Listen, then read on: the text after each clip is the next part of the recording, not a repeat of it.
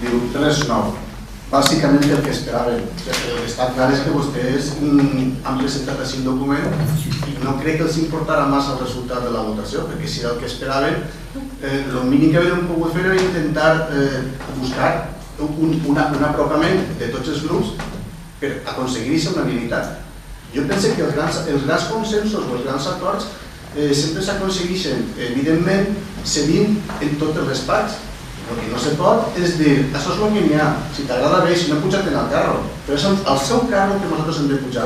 Som nosaltres, som la resta de grups els que hem de renunciar a moltes coses, els que hem de fer el sacrifici per acceptar, per a no entrar a debatre, per a no discutir, per a no polemitzar. No, senyor Signes, així no, quan a vostès els interessa arribar a acords, arriben a tots els acords, i fins i tot acords impensables. Però en aquest cas és un document de moltíssimes pàgines, de moltíssimes bones intencions, els objectius poden ser molt loables, però és que vostès, a la mínima oportunitat, en els foros on tenen majoria, incompleixen aquests mateixos objectius. Evidentment, ara estem en un moment molt crític, com per a que l'Estat ens pugui pagar el deute històric, però ser plenament reivindicatius, de manera testimonial encara que siga, ara se pot ser, però és que han passat molts anys en els que vostès estan així des de l'any 95 en la Generalitat i perfectament haver pogut fer-se forts. No dic ja a l'època de Zapatero, que era molt fàcil, i que també tenia raó de ser aquesta reivindicació. És que en l'època d'Aznar i el senyor Rajoy perfectament haver pogut reclamar aquest deute històric. I no ho van fer.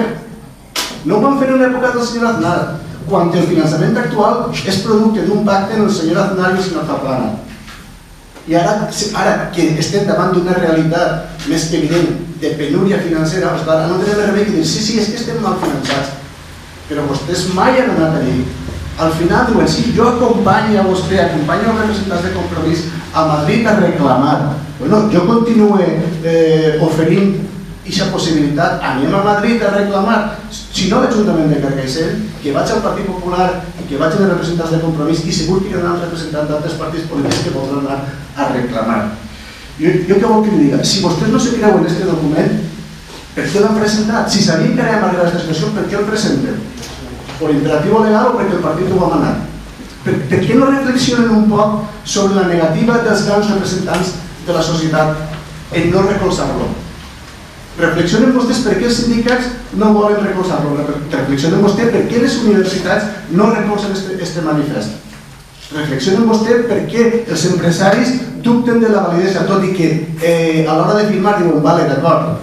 Pregunten-se vostès per què el sector agrari fa exactament el mateix, per què la Unió se nega a fer-se la fotografia en companyia del govern de la Generalitat. Jo crec que tenim molts exemples per a poder-se vostès mateixos fins i tot votar en contra d'aquest manifest. Però bueno, no haver-lo presentat, que crec que és el que hauria d'haver passat des d'un principi. Gràcies.